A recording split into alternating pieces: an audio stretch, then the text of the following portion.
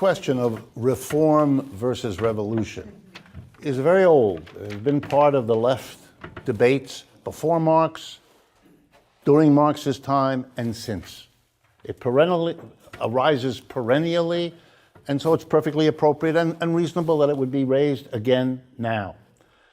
There's a lot of ways of putting it. Let me be as blunt about it as in the interest of time as I can. So, reform. All the word reform has ever meant is that you leave the basic system there, either because you believe it isn't such a bad system, or it's too much to undertake to change it. Let's go step by step. Let's change this aspect of it. Let's change that aspect of it. And let's hope, A, that it makes things tangibly better for people in the short run, and that over time, people will kind of get an appetite for more of this until they kind of step by step bring the big change about. Sometimes it's been called gradualism. It has a variety of names. What are some of the reforms that people critical of capitalism have offered? Actually, there's loads of them. Here's a few. A minimum wage. You intervene in the bargaining between capital and labor, and you say, this has reduced working class people to levels of poverty that are unacceptable, so we're going to intervene with the government and have a law. You can't pay less than this. It's a minimum wage, and if you pay less than that, we're going to arrest you, shut your business, and put you in jail, which is a powerful argument, and then that's a reform. Here's another one. You can't let interest rates go above 20%. 30%. They don't want to get it too strict here. So, you know, that's a cap on interest rates. That's a kind of policy like that.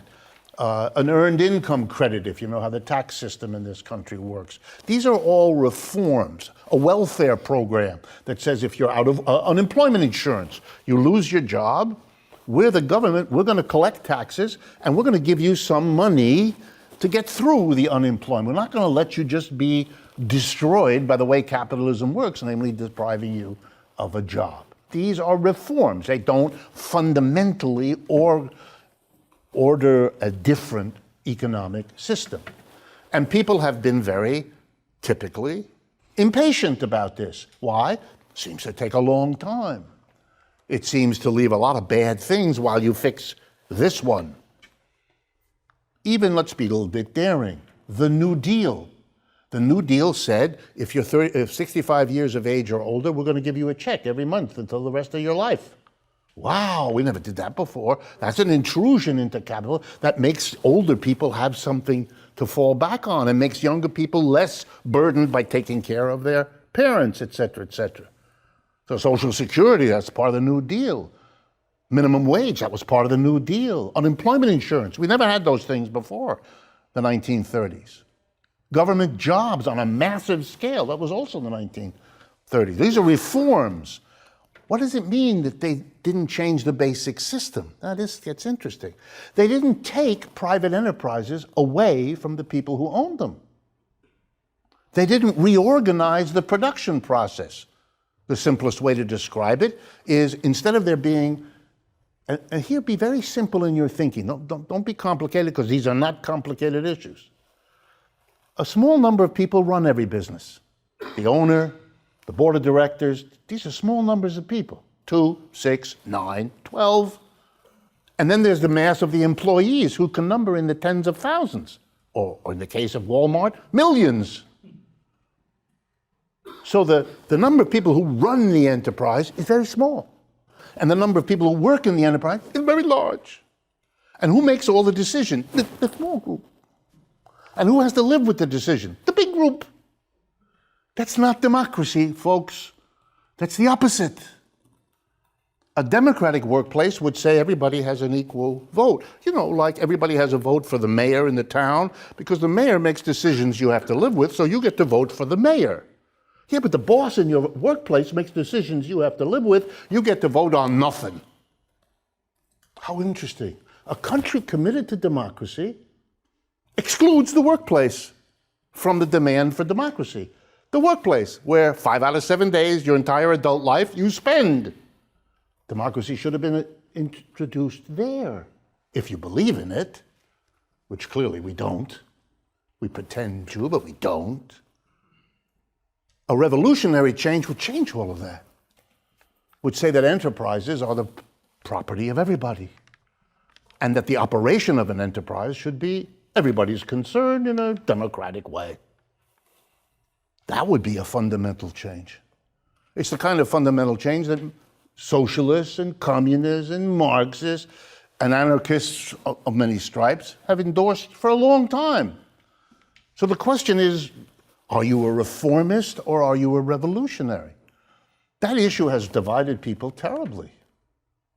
The people who are impatient and want to make a revolution don't want to be sidetracked by all these little things. They see that the basic problem is the system.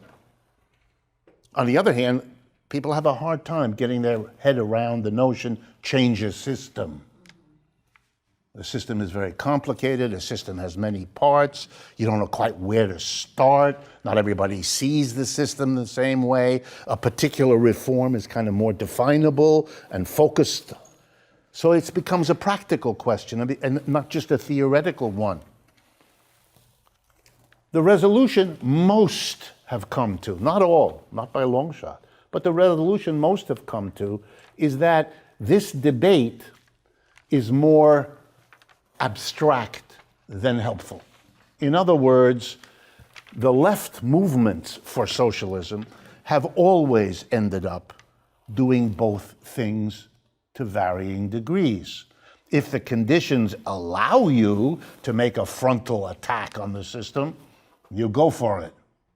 But if the conditions don't allow you, you don't just throw in the towel and, well, we can't make a revolution, so what, we go to the beach? No, you go and you start pushing on those things that people will work with you, where you can get masses of people, and you hope, Marx's idea and the idea of many Marxists since, you hope that the struggles for reform become schools in which those who get caught up in the struggle learn in a very concrete way why the reform isn't enough.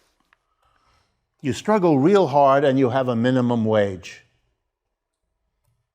And then you have one. And then how much has changed? Okay? And then you discover also that if it's capitalism and you get a reform and you don't change the system, you discover pretty quick that capitalism fights you to prevent you from getting the reform. And if they lose and you get the reform, they don't stop fighting.